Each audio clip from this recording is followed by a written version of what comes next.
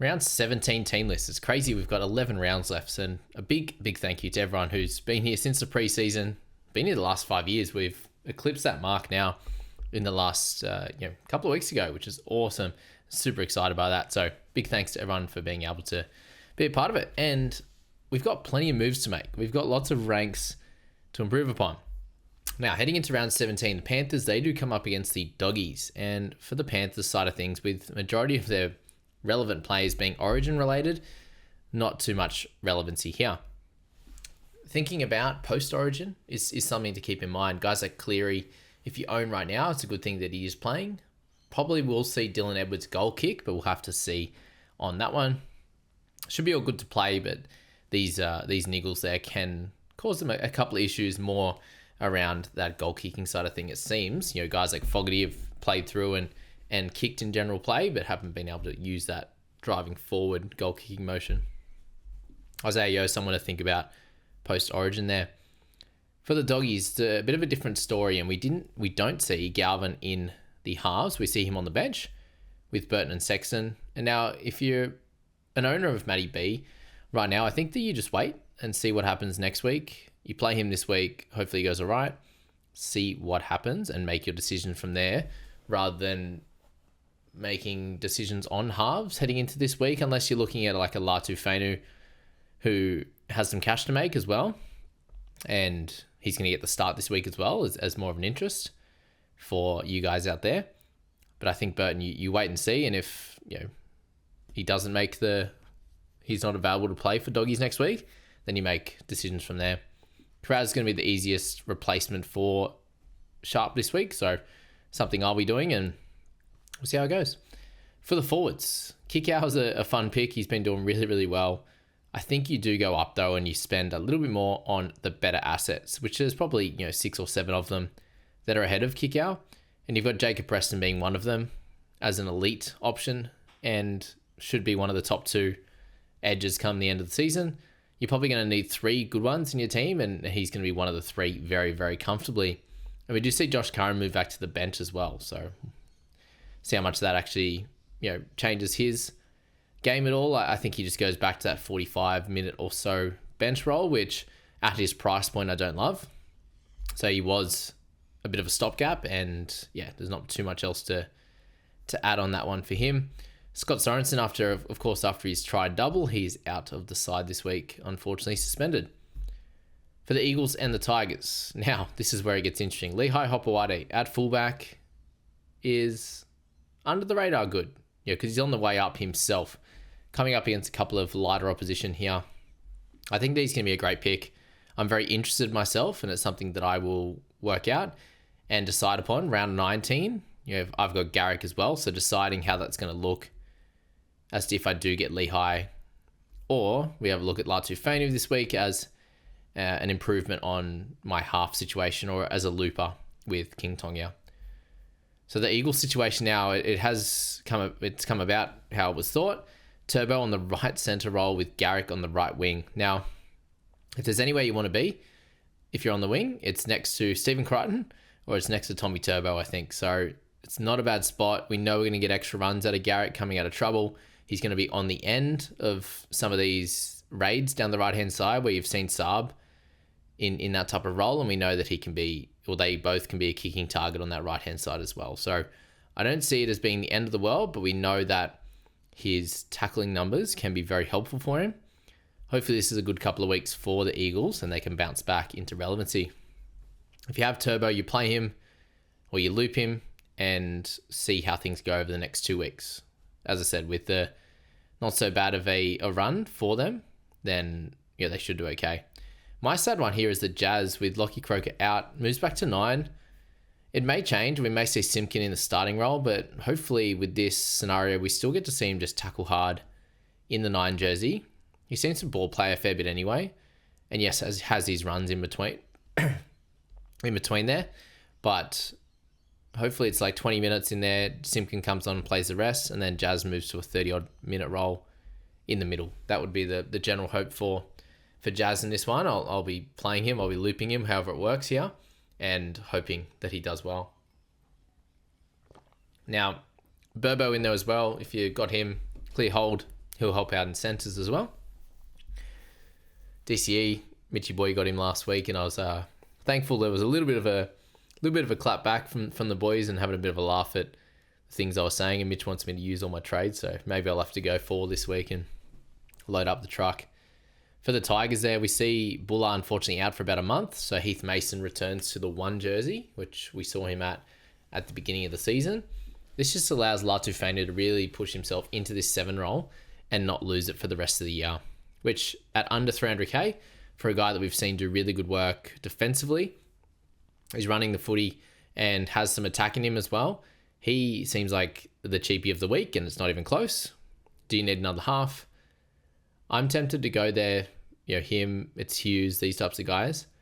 I'm tempted to go there instead of Hughes and save that cash to build back to the guys like Payne Haas, and if I do some upgrades to get Preston and Isaiah Katoa, these types of players in later rounds, I think that's how I'm potentially looking to play it.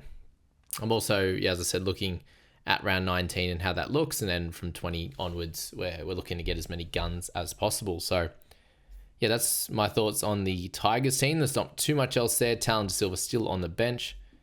Appy got the big minutes still last week, but Buller out. A little bit worried about him, but they have been well in games in recent history. For the Knights there, we've got Ponga at the back still. Back 7 stays the same, except for Hastings comes in for Sharp, who is a sell, given he's got a few issues there, unfortunately. So make sure you move him on. No point holding on, even if you've got a few trades left, or 1 trade left or whatever it is. You just make that move as quickly as possible to get a better score in this week. Unless looping situations come up in those earlier games for a half or a wing fullback. Ponga, definitely someone to have a look at later down the track. Best we know is going to be a little bit up and down. Jacob Saifidi, good to see him back in the squad there. He'll be paired with Frizzell in the middle, and we still don't see Leo Thompson as yet, so that he will be to come in the next week or 2, I believe. So, they're getting some middles back, but that doesn't change Jaden Brayley and Phoenix Crossland, 9 and 13. So until Leo Thompson comes back, they definitely won't change it. When Leo comes back, will they actually look to make that change or not? With it working out as is, that's where Brayley becomes a bit of a cheaper hooker option. Would have preferred a week or 2 ago, but still potentially could work out for you. There's just the risk that when Leo comes back, they move Phoenix maybe back into that 9 role, or if they lose, they change things up again like they always do in their spine position. So that's the Knights there. Kuipers Paul an easy hold. Some people are talking about him like moving him on soon, or did we not realize the bloke went like 60 odd, 80? Like he's had 2 lower weeks in a row. Jeez, it turns around quick for people. He's someone that I worry about as a non-owner each week. Obviously, Haas is the other one. I don't know why he's being thought about as a sell. Just misses 1 week up until round 22, and he could have 80s and stuff in his game as well. So we'll see how it plays out, and if they continue, now that Bradman's back, do they go left that little bit more as well? For the Raiders side of things, you've got a couple of guys that could be easily held, and it looks like Hosking will go through and probably play the full 80 on the edge this week. So I think there's every chance that it can turn around for him. There's no point in selling like a Horsburgh, a Hosking, a Tarpanay this week with, getting 17 on the park or a good 17. Hard to come by. So Hosking feels like an easy hold through for now and make a decision next week, the week after, in round 19. Those type of decisions for these Raiders. Unless Horsburgh goes to Origin, then I'd sell him. But with Tap, with Hosking, with Fogarty, you need to see them through, I think, to round 18. Loop them, play them, however it works, and decide from there with Hosking, definitely. Hudson Young's getting a rest as well, which is a big one here. After carrying a bit of an eagle and he just got the shorter game time last week, they got that win, so he's able to get that rest, and he'll be an interesting pick come round 20. Definitely 20, yep. Okay, Broncos and the Wars there. So for Reece Walsh, still a mid-range guy that you can have a look at. There are worries about him making Origin, but we'll dive into his numbers in the Best Buys video tomorrow there, just to get more more of an idea of how we want to play this one with Walsh, and is he actually worth it? Is there heaps of upside, or is there a little bit and the negatives outweigh the positives, that kind of thing? Karapani keeping his spot there. You do see Selwyn Cobbo stay in the 19, so guys are like, oh, he's just a little bit unfit, or he's not well or whatever. He'll be back in a sec. He just keeps getting named in 19, and Karapani keeps his spot. So the bloke does have to continue scoring tries to score well, but it doesn't look like he's going to lose that spot anytime soon, unless something drastic happens, or if they lose really badly, or Karapani plays poorly. Seems like his spot is fairly safe there. For the rest of the guys, no real interest. I think you've got Stags there in a position that's probably a little bit too expensive after a really slow start. Does that every year. He has a month there where he does really well, and I think this has been that 3 weeks. So you might have another game or two out of him, but he usually does revert back to the mid 30s to 40 type player, which isn't worth it at this price point, in my opinion. Payne Haas, I've seen a couple of people actually trading him back in. I just don't know if it's worth it. He misses 2 out of the next, 4 weeks? Yeah, 2 out of the next 4 weeks. He's backing up from one of them, although it doesn't matter in this last game, but it did the game before. So him, Carrigan, just wait a little bit on them. Piakura, you've got him as a potential sneaky edge option as well if he continues to get the start in this one, which it looks like will happen, but we've also seen changes very regularly there as well. Now with the Warriors, nothing really changes for them. Metcalf has been named, so that's good news for any owners of him with that quad cork. Aaron Clark's still a buy at the moment. Everyone else, I think, is now a hold off. Fisher Harris got the 41, so he doesn't, his break even doesn't stay too low. It kind of stabilizes a little bit, which is fine. And the rest of the guys you're not really interested in. Ed Cossey comes in on the wing for Martin Zelezniak. And yeah, the rest of the guys are just doing okay. But Aaron Clark, an awesome pick for the rest of the year, which is great. And you do see Graham Taufa, who had a good game, out of the side. Dragons. Tuipulotu is back, which is fun for them. It's very helpful.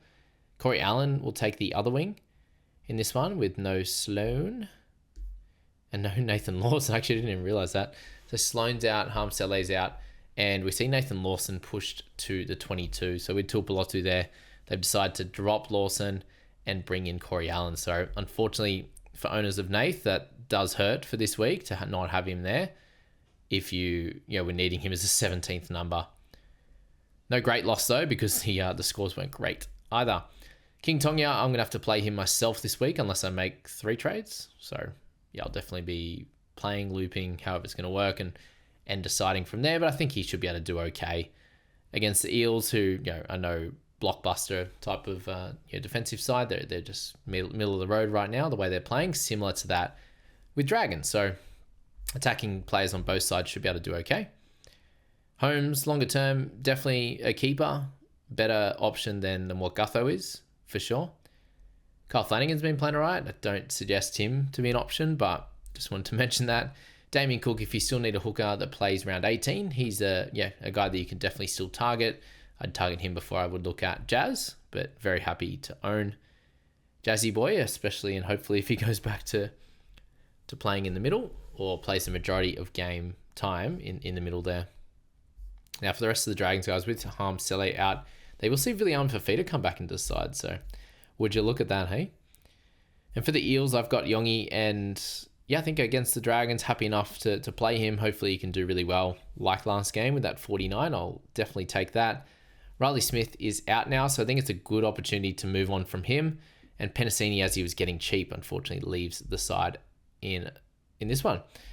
Katonga, I think, is a very easy hold, the way that things have played out here.